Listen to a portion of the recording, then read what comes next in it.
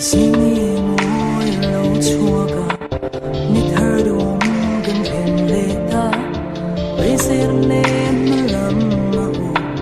nên ra ta thêm nhớ từ riêng mình tuy ô thấy lòng ô hay mà thoa chân bình say rồi không nghe cái ta đi chuộc chu cái đam về nên đi tuổi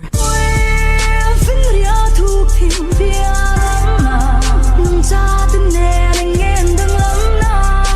guốc nên si buri tất cả cho in hoa đã lệ quy thua vai không nghe ngả đâu để gì nó chua đang hồi sân mơ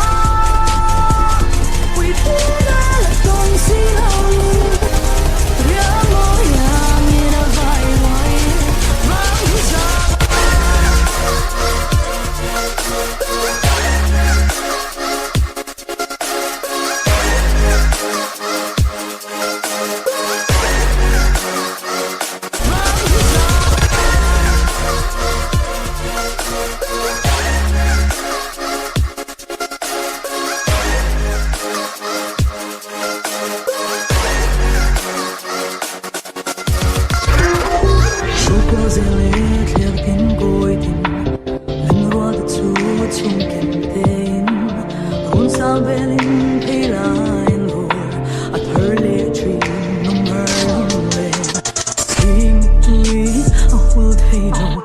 Oh, yeah.